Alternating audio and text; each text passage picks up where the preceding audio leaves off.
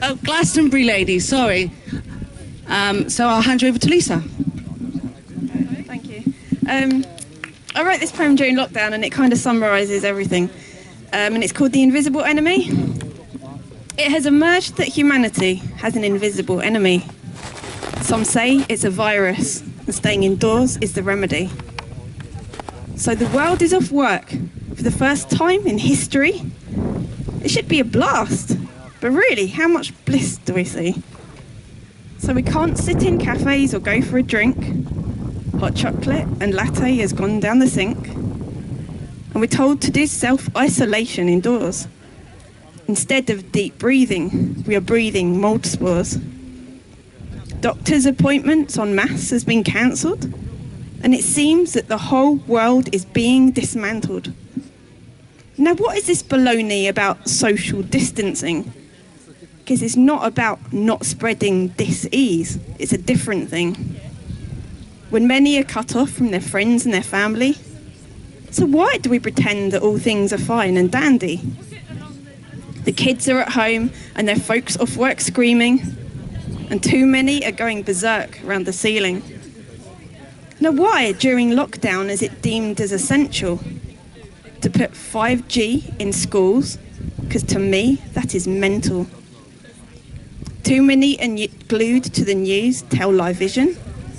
It's essential to ask, really, who is the villain? Is there a bug that is stealing our livelihoods? Or have we been mugged off with lies, not for the common good? Let's pause for a minute and take a look at our society. It is time.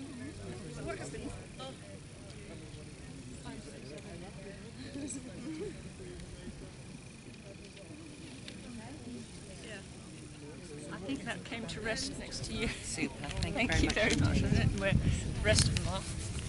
Suppose everybody's had one. North London, Highgate to be precise. Yeah.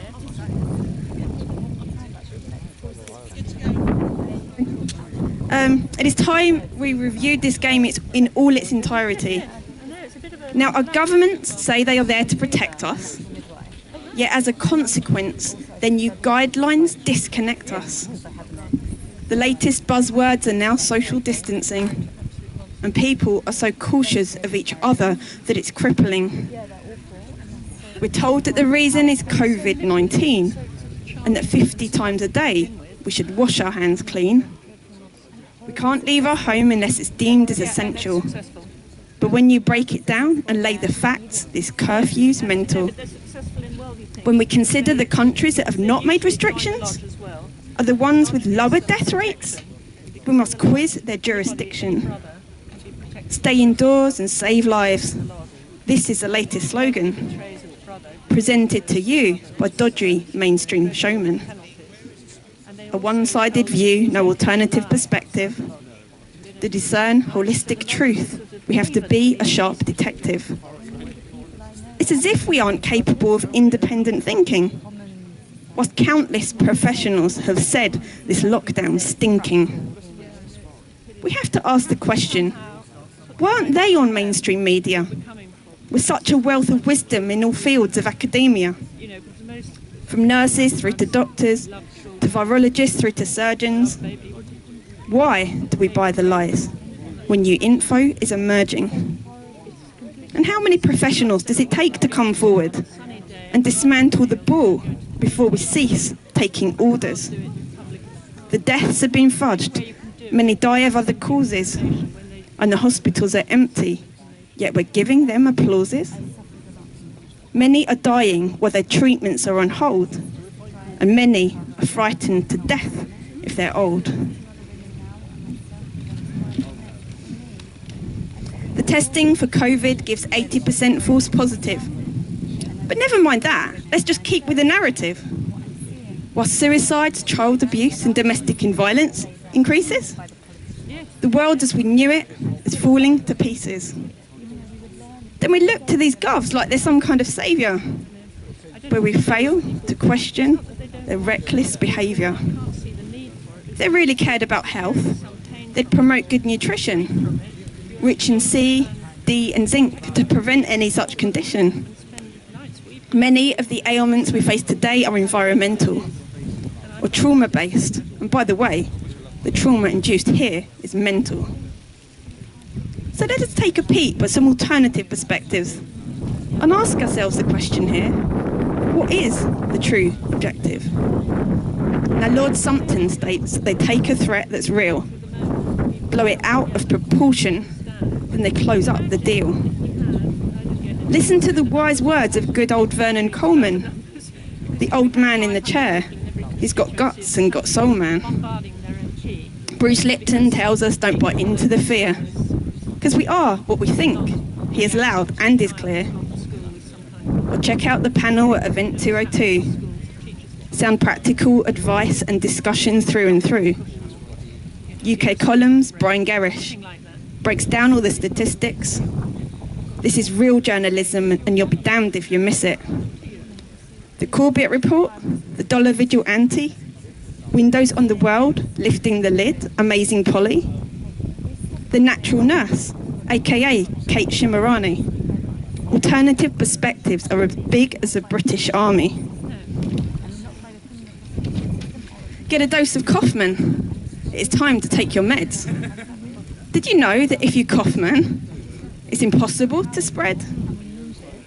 In the year 1918, they took mucus from the sick and infected 300 healthy men with no adverse effects. The terrain, it said, is everything. The germ, it seems, is nothing. A quote by Claude Bernard, but don't take my word, I could be bluffing. Now, one interpretation of a virus is an exosome. There's some kind of excretion that is expelled in a very toxic home. When the body is overloaded, it has a healing crisis. Our cell's innate intelligence says, no thanks, I will not buy this. Our cells produce a solvent by which the toxins bind to. But our current mainstream view, it seems, is only there to blind you. But even if you abide by mainstream virus theory, there's still a thing called herd immunity. So tell me then, sincerely, why have they concluded that locking us all indoors for weeks or months on end is not ridiculously flawed? Was countless die of starvation more so than corona? The negatives of this lockdown should make us question our controllers. Tanzania president says papaya has corona. Take the vaccinations and you'll land up in a coma. Ex-Vodafone boss says 5G will be responsible for making us sick and not a thing we should want at all. It is said that 60 gigahertz, the standard 5G frequency, it resonates with oxygen, so breathing don't come easily. They tried to fool us that they care about our health, whilst they carry out agendas below the radar, under stealth. Like Musk's surveillance Star Trail launch, but no one bats an eyelid, whilst the mainstream mocking media will ensure you are misguided. The speculation's through the roof, but what do we know for certain? We need no further proof that there's a man behind the curtain. Event 201 was a pandemic exercise, staged just weeks before they planned to have the whole world hypnotised. Corona 2020, body stacking and a rap, predicted 7 years before encountering all this crap. And then, of course, we can't forget the 2012 Olympics, with hospital beds and needles on the stage, and we just drink it. Operation Mockingbird, the misuse of mainstream media to influence the masses. It's destructive more than Shiva. Then countless mainstream movies tell the tale of a virus and people running around the streets quite frantic in a crisis, waiting for their governments to play the role of saviour. But did no one stop to question the motivations for their behaviour? It's all predictive programming to keep it in our subconscious. So when they pull their number, we will not see through all their nonsense. But it's not about a virus. It's psychological warfare.